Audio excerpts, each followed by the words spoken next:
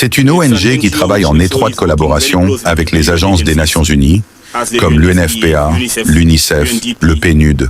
Tout cela parce que nous estimons qu'au Sénégal, où 95% de la population est musulmane, toute organisation qui tente de mettre en œuvre une nouvelle politique doit inclure notre voix et notre regard pour vérifier si elle est compatible avec nos croyances ou non. Et dans ce cadre, nous avons créé une école qui enseigne le Coran.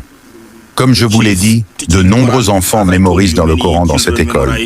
Pas seulement des Américains, mais nous avons des étudiants venus des Bermudes, de Londres, d'Afrique du Sud, de Namibie.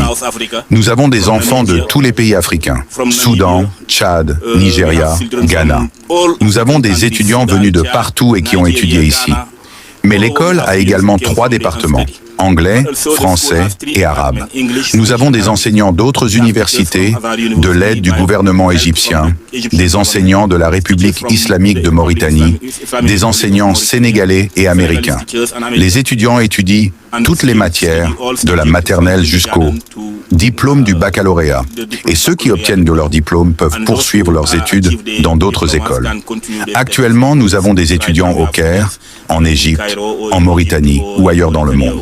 En plus des écoles, nous avons également un programme de santé. L'African American Islamic Institute a établi un hôpital qui propose différents services. Médecine générale, pédiatrie, gynécologie, dentisterie.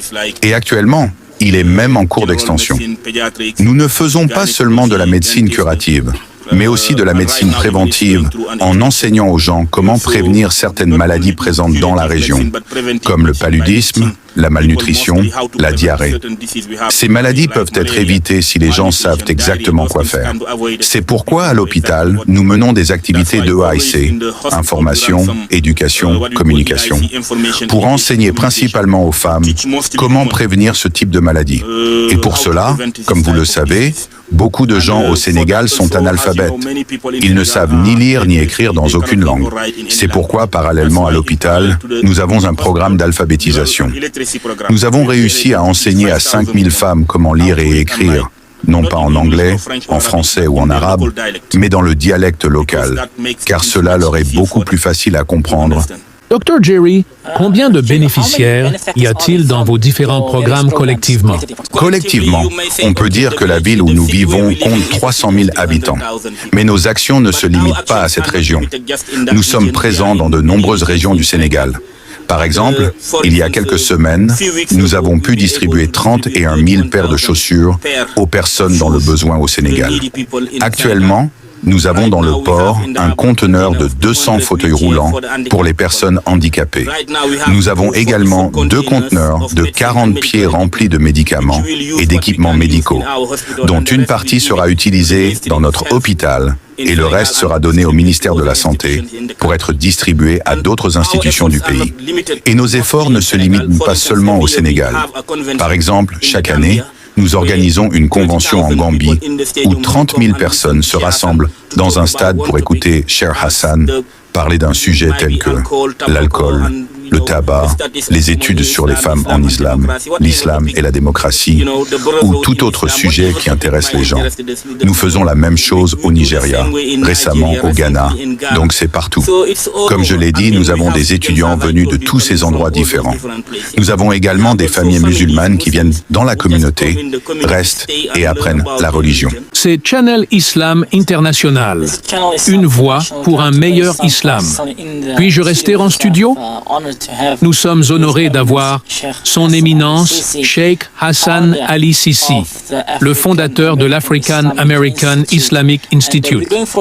Nous allons faire une courte pause maintenant. Après la pause, nous reviendrons pour continuer notre discussion avec des invités intéressants et des érudits honorables présents en studio aujourd'hui. Alors, restez à l'écoute. Je pense que j'ai besoin d'un tout nouveau programme, complet, pour couvrir les diverses réalisations de Cheikh Hassan Ali Sisi. Il est reconnu dans plusieurs villes des États-Unis d'Amérique.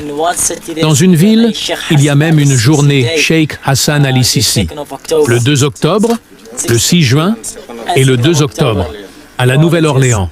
Cheikh Hassan Ali Sisi, un homme très bien voyagé et qui a une grande communauté. Vous savez, Les musulmans disent de toujours à l'Occident que l'islam est la vérité. Mais quand il s'agit de trouver des solutions islamiques aux problèmes auxquels le monde est confronté aujourd'hui, pouvez-vous nous donner quelques-unes de vos réflexions à ce sujet? Oui, l'islam est la réponse à nos problèmes. Oui, mais comme je l'ai dit plus tôt, un musulman, où qu'il aille, doit agir en tant que musulman. Et cette religion doit avoir une valeur moderne. Pour aider les non-musulmans. En les aidant, ils sauront quel type de religion c'est. Même en traitant avec eux, nous devons les traiter avec respect. Car Allah a dit dans le livre, c'est la première étape pour leur donner une dot. Récemment au Sénégal, le mois dernier, un homme est venu pour affaires en Afrique de l'Ouest. Et il m'a dit, « Cheikh, je vous connais, vous les musulmans. Vous ne mentez pas, vous ne volez pas, vous ne trompez pas. Quant à nous, nous pouvons faire tout cela pour ce monde. Cela seul est un certificat de la communauté non musulmane à la communauté musulmane. Al-haqqu ma shahida bihi al-a'da. Et toujours, en traitant avec eux, en les aidant selon ce que nous avons. Donnez-leur une grande dot. Et j'espère que les musulmans du monde entier pratiqueront leur religion, car la pratique de la religion fera que même les non-musulmans vous respecteront. Je me souviens quand j'étais à Londres, je vivais avec une dame dans un appartement. Elle n'était pas musulmane, mais elle entendait ma voix à l'heure de Fajr en train de prier. Et un jour, je suis rentré tard. À l'heure de Fajr, elle n'a pas entendu ma voix. Elle a frappé à ma porte de telle manière que j'ai cru qu'un grave problème s'était produit dans la maison. J'ai dit, oh, qu'est-ce qui s'est passé? Elle a dit, le soleil va bientôt se lever. Vous ne pourrez plus faire votre prière. Et elle n'est pas musulmane. Alors, suivez votre religion où que vous alliez. Et agissez en conséquence, car la religion consiste à aider ceux que vous pouvez aider. À craindre Allah, même si vous êtes en difficulté, même si vous avez une bonne parole. Tout cela peut aider les non-musulmans à accepter ce que nous disons, que l'islam est la solution. Un autre exemple, Jerry a mentionné que chaque année en décembre, nous avons une convention en Gambie. Beaucoup de gens viennent, y compris des médecins des États-Unis d'Amérique, musulmans et non-musulmans, pour aider. Ils viennent avec des boîtes pleines de médicaments, d'outils, d'équipements, juste pour aider la communauté. Une aide humanitaire. Et l'un d'eux, le docteur Richard, était juif. Il n'est pas musulman. Il avait l'intention de rester jusqu'à 3 semaines pour aider à l'hôpital. Mais la manière dont il a dit « Nous vivons ensemble, mangeons ensemble », aidons les personnes dans le besoin et prenons soin de tout le monde. Lui-même a dit, c'est le type de vie que je cherchais. C'est le type de communauté dans laquelle je voulais être. Et il est venu me voir et a dit, je veux embrasser l'islam. Il a embrassé l'islam et nous lui avons donné le nom d'Abdul Rachid.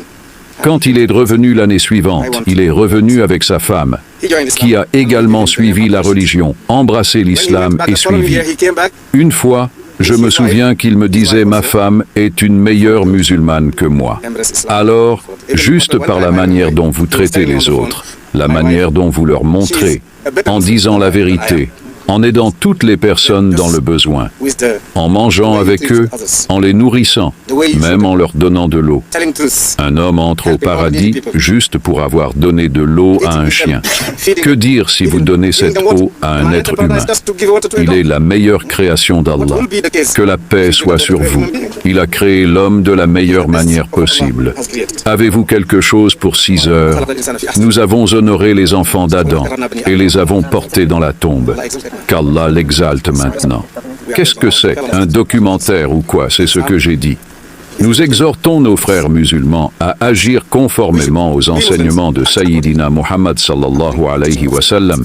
Selon son comportement, selon son bon caractère, tout cela aidera. Sheikh Jerry de l'African American Islamic Institute. Comme vous l'avez dit, beaucoup d'activités en Afrique. Et ce qui rend l'Afrique unique parmi tous les autres continents d'un point de vue religieux, c'est que l'Afrique est l'une des grandes frontières où l'on trouve beaucoup d'activités missionnaires.